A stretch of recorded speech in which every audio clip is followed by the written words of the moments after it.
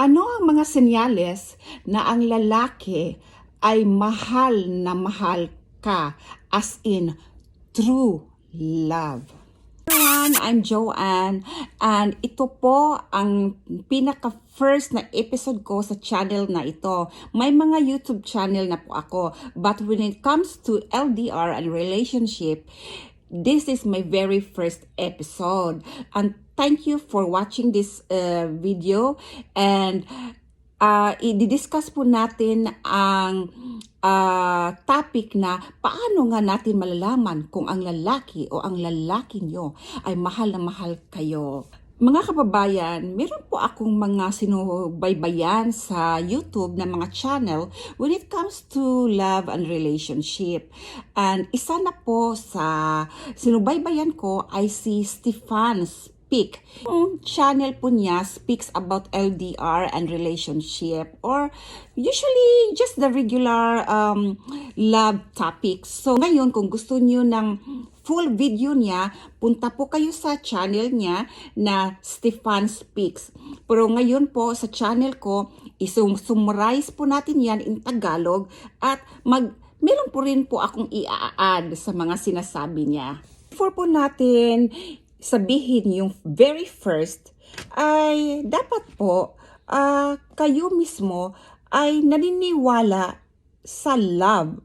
Kasi kung hindi po kayo naniniwala sa love, useless po.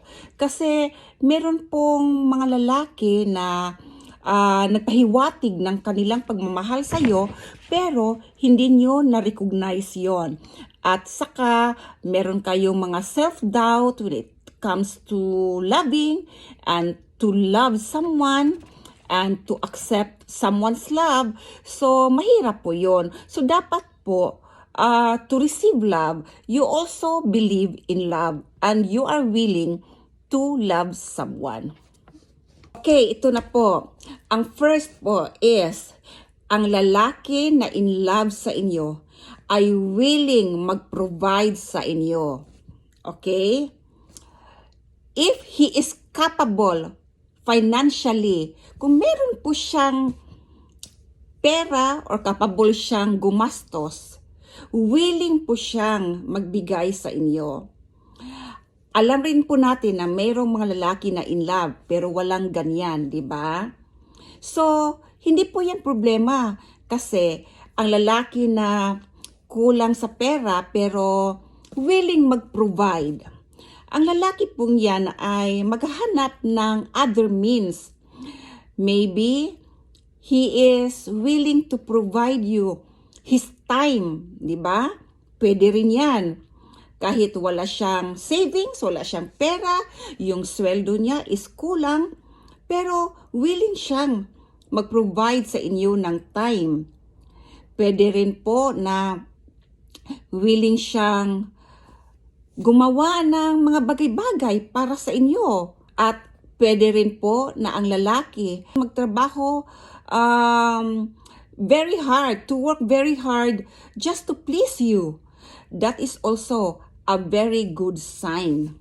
Na-mention rin po ni Stefan na kung ang lalaki po ay merong resources, stable financially, at may mga extra na finances, hindi nagkulang, hindi naghirap when it comes to this.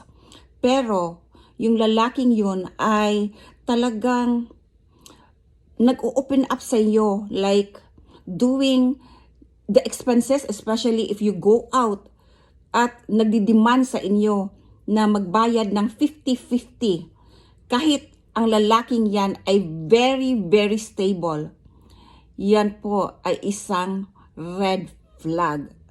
Kasi ang lalaking mahal na mahal ka at merong resources, gusto yang ikaw ay maginhawa at ikaw ay makontento sa life nyo. Wag na, ang lalaki pong in love ay hindi po nagdadalawang isip na siya ang gumastos para sa minamahal niya. Even though ang babae ay willing gumastos or mag-share or let's say 50-50. Pero the man can accept, but he will not demand you to share the expenses, especially if you go out and dine out.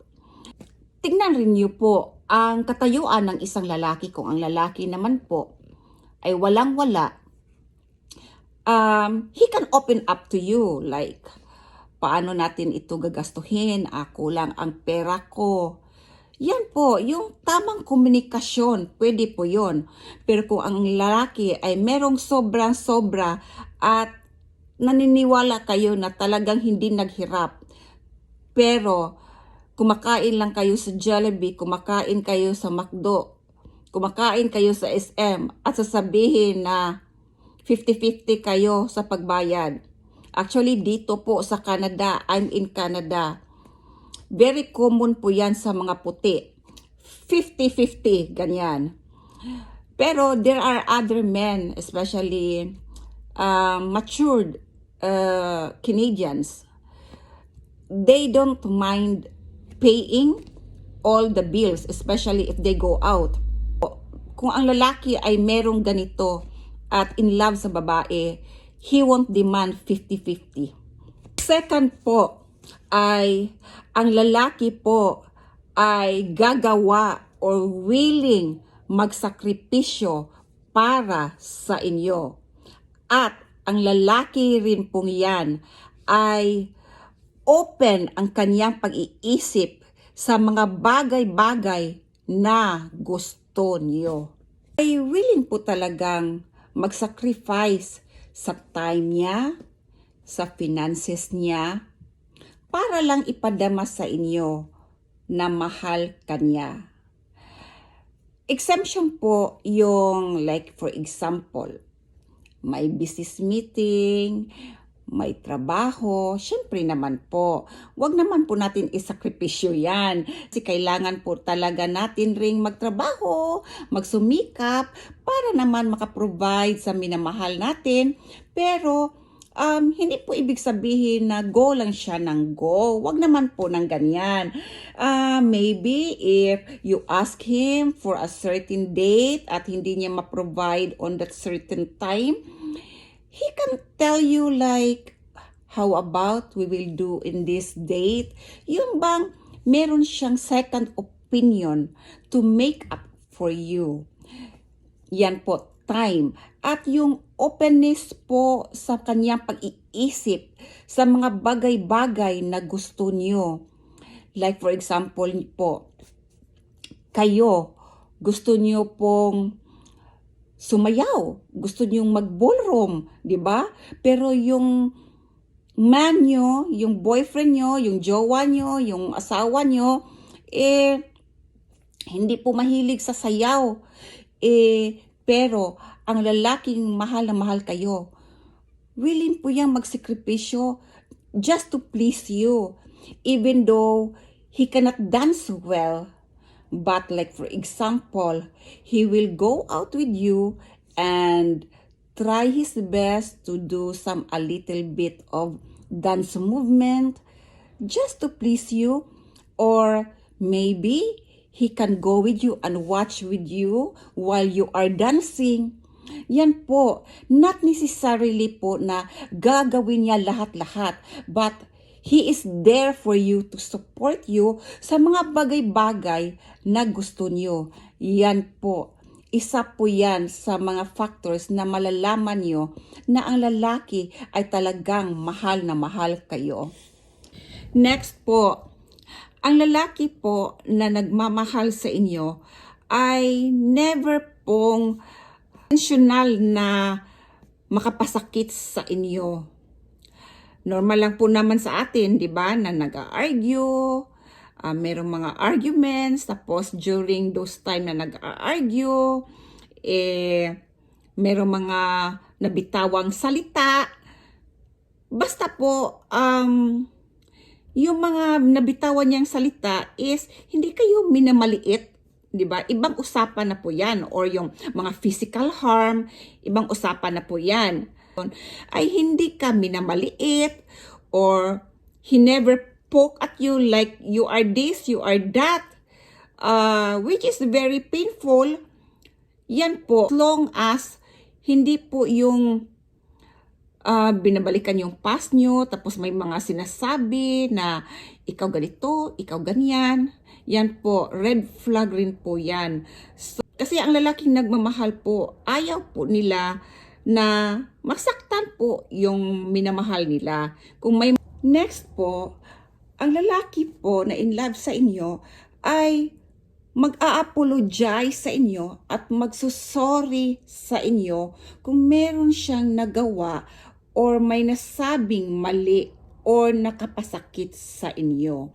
Hindi po niya kaya at masasaktan rin po siya pag ang minamahal niya po ay nasasaktan. Kaya willing po siyang mag-apologize at mag-said sorry at willing rin po siyang i-fix kung saan siya nagkamali. It's been a long time na kasal na kayo or in a relationship at napansin niyo po na ang minamahal niyo ay parang hindi na nagsisaid sorry, but before nagsisaid sorry naman sa'yo. So, maybe po, meron lang po misunderstanding sa mga ganyan. Bakit bigla siyang nag-left turn? So, you try to fix that problem. At kung ang lalaki naman po ay willing at nakikinig sa inyo at willing i-fix ang relationship ninyo, ay yan po, maganda po yung sinyalis na yan. Pero, pag ang lalaki, ever since, from the start, never pong nag-apologize sa inyo. Never, kahit isa or once. Yan po, hindi pong magandang sinyalis yan. To fix the relationship, you open up to him. I-open up nyo po kung ano ang problema nyo at pag-usapan nyo. At kung ang lalaki ay willing i-fix ang relationship nyo, yan po, mahal po kayo. 5. He opens up to you.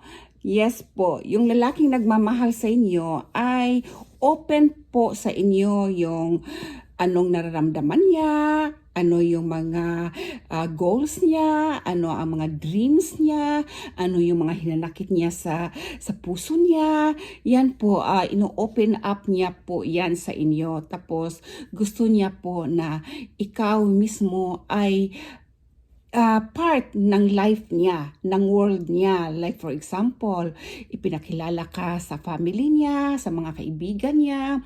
Although meron rin pong mga lalaki na merong trauma sa past experiences nila. So hindi po sila nag-open up kaagad. It takes time. So okay lang po, basta hinay-hinay lang and nandun na kahit hindi full-blown na nag-open up sa inyo, basta nandun yung willingness niya to open up sa inyo at hindi sa ibang babae. Kasi hindi po maganda na sa inyo, hindi nag-open up, tapos sa ibang mga babae, sa mga kaibigan niyang mga babae, dun siya nag-open up emotionally. Hindi po maganda yan. So, ang lalaking nag-open up sa inyo at gusto niyang ipadama sa inyo na part ka sa world niya, magandang sign po yan. Number 6, ang lalaki pong nagmamahal sa inyo ay gustong malaman ang pagkatao niyo, ang detailed na kung ano kayo.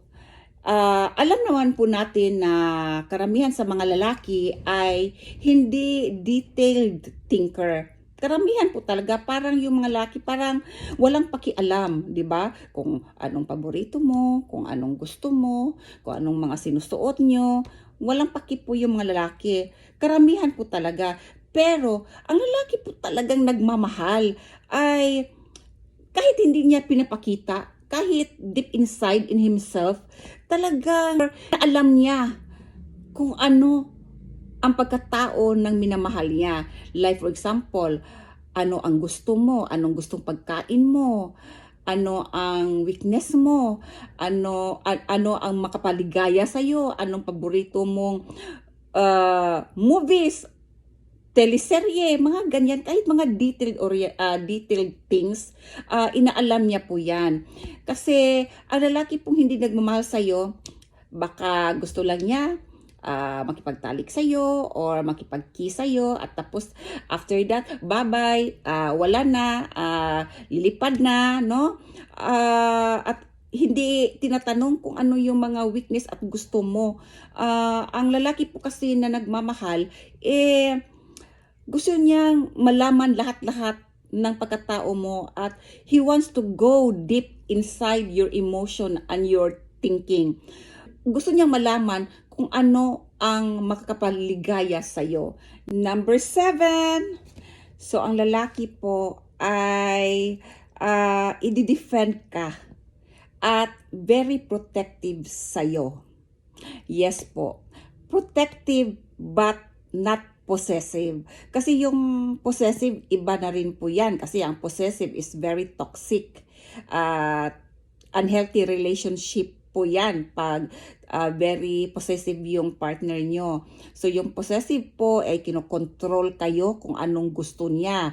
Ayaw niya na makipagkita sa mga friends mo, sa family mo, at wag mong gawin ito, wag mong gawin. Gusto niya na safe kayo. Like for example, Han, lalabas muna ako kasi may bibilhin po ako sa kabilang sari-sari store. Late in the evening na, concern siya sa safety niyo at sabihin niya, wag muna ngayon kasi bukas na lang kasi late na, it's not safe for you to go out. Yan po, very protective kasi ayaw niya na mayroong mangyaring masama sa'yo. Tapos yung isa po ay i-defend ka. Defend po na not necessarily na lulusob at makipag-away kung sino man yung misunderstanding nyo or kung sino man yung nang-aaway sa'yo. Hindi po ganyan kasi usually naman ang mga lalaki hindi talaga ganyan, di ba? Pero he will step in. Like for example, you have a misunderstanding with his family. Although he will not go directly to his family, especially to his parents na bakit mo ginaganyan yung jowa ko, bakit mo ginaganyan si love ko, but he will step in to middle what's going on between him or between you and his family, something like that. He will go to the gap and make sure that you are not harmed and you will not get pain and you will feel okay. Hindi yung lalaki na alam niya na merong nag-aaway sa iyo diyan, merong nanggugulo sa iyo diyan, pero wala siyang ginagawa, he just stand up in the corner or he is just relaxed and as if nothing happened, wala man lang sinabi, mga ganyan. So, meron po siyang mga ginagawa para hindi ka masaktan emotionally at physically. So, yun po. 8 na po tayo. So, number 8 po, consistency. Yes, consistency. Yung minimension po nating 7, consistent pong ginagawa niya. Hindi yung ngayon, okay, ginagawa niya. After 1 month, iba na naman, parang wala na namang pake. So, dapat po, yung 7 na minimension natin, consistent po yon. Number 9, lastly, ito po ang pinaka-importante. Malalaman nyo po na he is the one. Kung ikaw mismo in love sa kanya. Yes po, you genuinely love your man. Kasi po, pag demand ka ng demand, pero ikaw mismo, deep inside you, hindi mo pala siya mahal, syempre, yung lalaki po will not give you the true love that you deserve also. So, you must love the person also. Hindi yung demand ng demand ka lang. At malalaman mo yan kasi kung wala kang emotional connection sa tao, you don't really emotionally and genuinely in love with the person. So, dapat po talaga in love ka kasi two-way po yan yung successful love relationship. two-way po yan. Hindi po yan one way. So, dapat nagfo-flow lang po yung mga emotional feelings nyo, give and take, yan po. At yan po ang pinaka-importante kung mahal mo ang isang tao at mamahalin ka rin ng taong yan. At meron pong sinabi si Stefan na sa kahuli-huli, which is very good. And I want you girls to, and also the boys who are listening to us right now, to remember this. And it goes like this. You deserve a man or a woman who loves you, who cherishes you, and respect you. Don't settle for less. If your man doesn't do these things, then time to let him go. So that's for it now, guys. I hope you like this video, and don't forget to subscribe, like, comment, and share. Until next time po. And if you ever have any concerns, if you have any love problems, comment lang po kayo dyan. Pwede po natin i-discuss yan. So, until next time, I'm Joanna, and good night. Take care.